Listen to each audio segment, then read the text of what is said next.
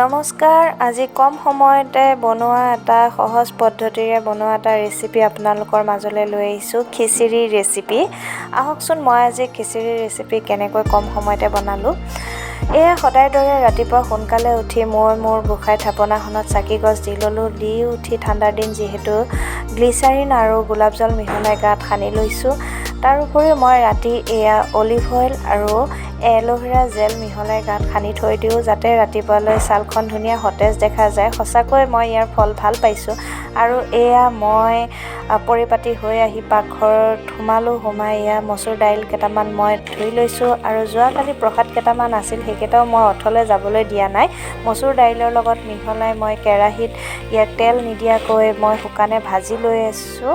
আৰু ভাজি থকাৰ সময়তে মই চাউল কেইটামানো ধুই পেলাই থৈ দিছোঁ উঠাই। তাৰ পাছতে পিঁয়াজ, আদা আৰু জলকীয়া কাটি লৈছোঁ আৰু আদাকণ মই থেতেলিয়াই থৈ লৈছোঁ। এয়া মোৰ মচুৰ দাইলখিনি ভাজি হৈ গৈছে। এতিয়া মই কুকাৰটো বহাই দিম গেছত। এয়া বহাই দিলোঁ আৰু কুকাৰটো গৰম হোৱাৰ পাছত মই মিঠাতেল দি দিলোঁ ইয়াতকৈ। আৰু মিঠাতেলখিনি আধা গৰম হওঁতে মই ক'লা জিৰা দি দিছোঁ।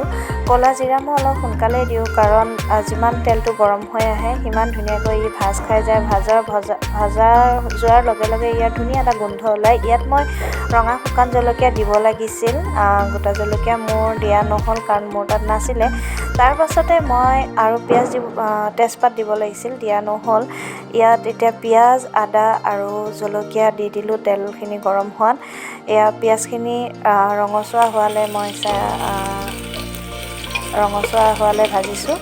তাৰ পাছতে মই কাটি কুটি থৈ দিয়া আলু আৰু অমিতাখিনি ইয়াত মিহলাই দি দিছোঁ।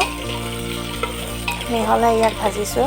আৰু সোনকালে সিজিবলৈ মই ইয়াত নিমখ এচামুচ দি দিছোঁ।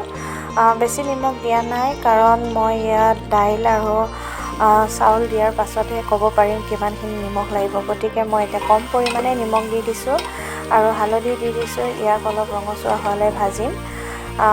অলপ সিজাৰ নিচিনা হ'লে মই ইয়াত মচুৰ দাইলখিনি দি দিম। এয়া মোৰ অলপ সিজাৰ নিচিনা হৈছে। মই এতিয়া মচুৰ দাইল দি দিছোঁ। দাইল আৰু বুটকেইটা দি দিলোঁ। দি ইয়াক ধুনীয়াকৈ লৰাম হাতাখনেৰে। তাৰ পাছতে মই তাত অলপ ভাজি হোৱাৰ পাছতে চাউল দি দিম।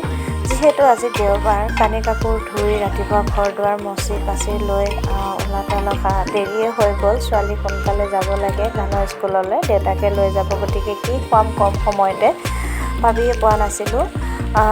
যাবই সময় হৈছিল। তো জল্দি খিচিৰিকে বনালোঁ। এয়া মই একদম সহজ পদ্ধতিৰে বনাইছোঁ। আপোনালোকে ইয়াতকৈও ভালকৈ বনাব জানে, মোক শিকায়ো দিব। মই ইমান পাকৈত ৰান্ধনি নহয় বাৰু। এতিয়া মই ইয়াত নিমখ দি দিছোঁ আৰু ইয়াত অলপ জিৰাৰ গুড়ি দি দিম।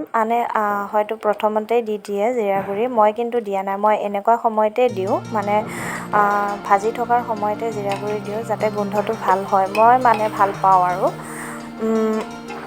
তাৰপাছত গোটেইখিনি এনেকৈ লৰাই থাকি তাৰ পানী দি দিলোঁ। অলপ ভাজি খোৱাৰ পাছতে 2.5 কাপ পানী দিলোঁ। 2.5 কাপ পানী দিয়াৰ পাছত পানী অলপ বেছিকৈ দি দিছোঁ।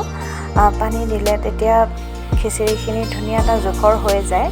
তাৰপিছত চিটি অহালৈ বাট চালোঁ। 2টা চিটি দিয়াৰ পাছতে মই গেছটো অফ কৰি দিলোঁ। এয়া মোৰ খিচিৰি হৈ গ'ল। অলপ আচাৰ দি দিলোঁ। তাৰপাছত মানুহজনক খাবলৈ দিলোঁ। তেখেতে সুধিছোঁ যে কেনেকুৱা হৈছে। তেখেতে কৈছে খুব ভাল হৈছে।